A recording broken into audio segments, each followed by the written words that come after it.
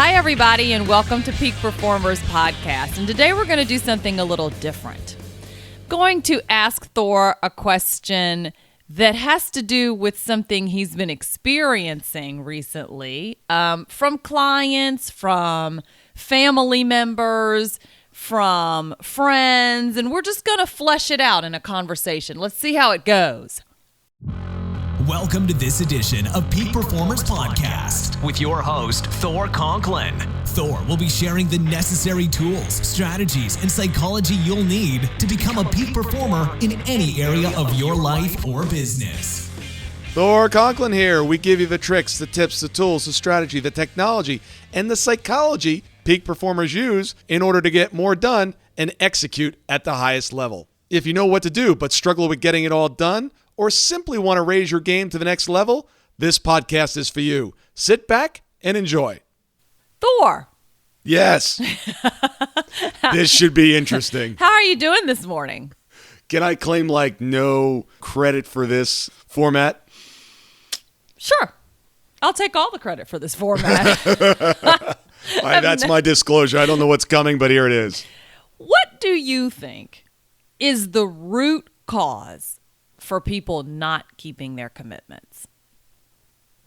Well, since I didn't have any time to prepare for this, I'll tell you what just kind of comes to the top of my mind. And here's a couple of them, and I'll go into more detail. First of all, there's not a big enough why. The length of time is too long. They think they're committed, but they're only interested. They've got too many commitments.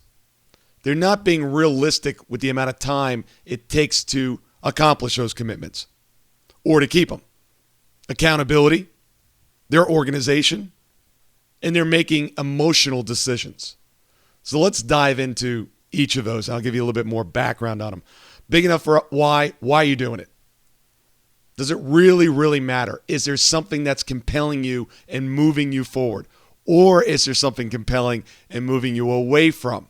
Because you'll do more to move away from the pain than you will to seek the pleasure. So it's a great starter to move away from the pain, but you've got to have a compelling future. You've got to have a compelling why of why you're going to keep doing it day after day after day to keep that commitment. So doing something to move away from the pain is not sustainable. It's not sustainable. That's right. It's great to get it moving, but you need something else. Okay. It's kind of, think of the pain as kind of the rocket booster. It gets the rocket ship off the earth, but you've got to have something pulling it towards it. Okay. You know, the same way we go around the moon, we use gravity. What's centrifugal force? Propulsion. Propulsion. Yeah. But then we kind of slingshot around. Yes, and then there is a gravitational pull. There you go. Right. So it's a pull. Do not ever hire me for any information or advice on space travel, because I'm clearly not an expert on space travel. But you get the analogy. Next, length. So many people make commitments and there's an indefinite period of time. Mm-hmm. And it's easy to keep a commitment for 5 minutes, 5 seconds. Hold your breath for 5 seconds. Easy to do. Hold it for an hour. Can't do it. So length of time matters.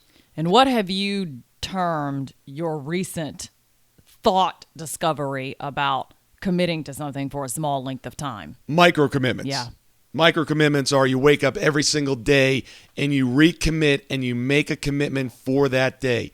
Today, I'm going to do X. Today, I'm not going to do Y.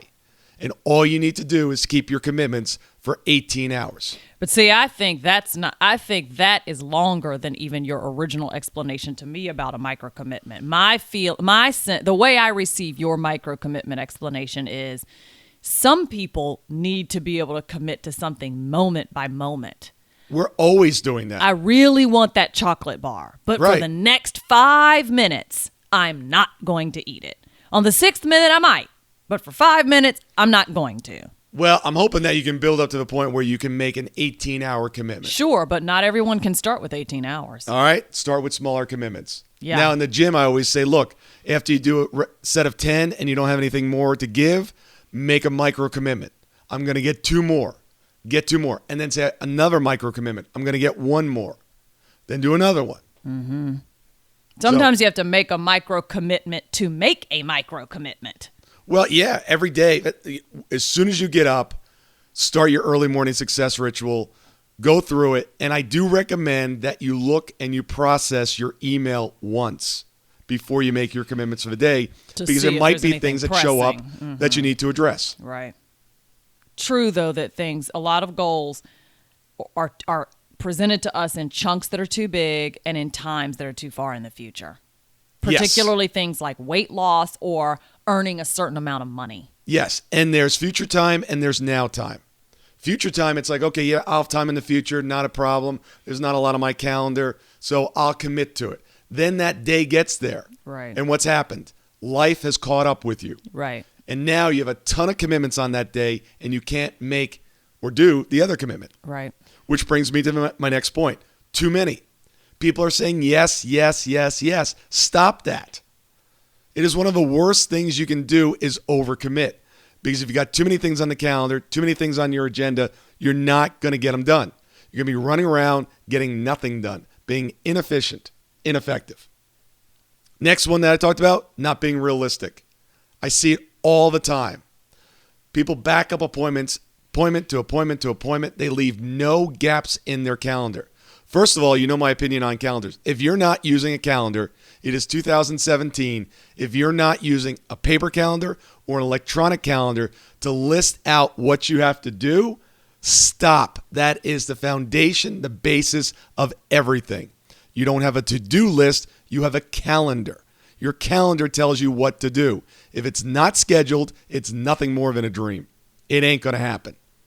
You schedule everything. And if you want to schedule in time to do nothing, that's fine. But that's scheduling time to do nothing. Otherwise, something else is going to get in the way. So make sure that you're really working your calendar. And be realistic. You know, I've got to be somewhere today at 10 a.m. On my calendar at 9:30, it says start moving towards your appointment at a different location. Right. That's coming up at 10 a.m. And that's important to not have it set at 10 because where's the travel time? Right. People always underestimate that travel time. Not all people, not always. You don't see it with me. That's true. But most people do. That's true. Don't let it be you. Accountability. Big one. Huge. We actually just set up a complete system now, peak performance accountability. Because if you're not being held accountable, and everybody thinks that they can hold themselves accountable, you need someone else to hold you accountable. You've got to find someone that doesn't care about your excuses, doesn't care that you aren't doing what's necessary, and is going to hold you accountable, and doesn't care if you don't like them or not. You've got to get with someone that's going to tell you the truth and get you back on track. Or cares enough to be okay if you don't like them. So can we talk about your mommy for a minute? Yes, we can talk about my mommy. So your mommy wanted to lose some weight. Hi, Mom. And she tried to do what a lot of people did or do and say, well, can I eat this and can I eat that? And I'd really like to eat this. And don't you think I can eat that if I just eat a little bit? Right? Okay. Yes. And you were very aggressive with her, and I had to temper some of your texts in response to her because you were saying, no, I've already told you this. It's very simple. You can only eat this, this, and this. And I thought, okay, let's maybe not talk to mommy like that. However, I wasn't talking. I was sending a text. Yeah, it's all the same. And eventually you guys landed in a place where she was to send you pictures of her food because you don't live in the same state. Everything that she sticks in her mouth. Every single thing that she was going to consume. If it wasn't water, she had to send you a picture of it. Yeah. And she herself had to track it. And she began to do that, and I saw the pictures. And this was 4 weeks ago. When did this start? 4 weeks ago, 3.5 weeks ago? Yeah, something like that, yes. And she's lost 18 pounds? 18 pounds. She lost 18 pounds in 14 pounds in 18 days or 18 pounds in 14 days. Okay. Something along those lines. Okay. I think she's now closer to 20 pounds. Yeah, which is amazing. And she feels as happy as a lark. Yeah. And one of the reasons is because you have held her accountable. And when she doesn't send you a picture, you text her. Yeah. Where the heck's my picture? Yeah. What are you eating? You're eating something. I know you are. Yeah. Yeah, we get caught up in this, if they love me, if they like me, they're going to be nice to me. That is not love. That is not serving them. Now, I'm not saying you got to be mean, right. But accountability is being accountable. Look, if you don't have your own business and you have a job, and you show up late every single day to that job, don't you expect that employer one day to turn around and go, look, this is not acceptable? You either show up on time or you're fired. People understand that, but when it comes to other things that they're being accountable, there's always an excuse. There's always a reason why. When the thing is optional. Yeah. Like weight loss is optional. And there's no excuse. Look, there's no mystery here, okay? She's able to eat clean protein, vegetables, and some carbs. And I listed out, you can eat this, and this. You made a 21-day eating plan. Absolutely. Around it. Yeah. Absolutely. You can get a copy of that through the show notes. Just send me a note. But there's nothing a mystery about it. It's right. Just do this, and this will occur. Simple. Mm-hmm. And so many people come back, they're like, well, what about this? Is that on the list? No. Then you cannot eat it. You can't eat it. Right. But I really like that. Great. Be fat. Great. Be fat.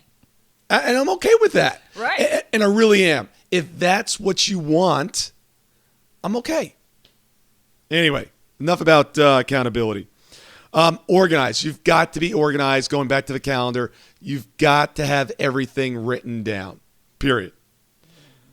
And the last one is, and this goes back to the micro commitments, is making emotional decisions. You cannot make your decisions based on your emotional state at the time, period. Because our emotional states go up and down.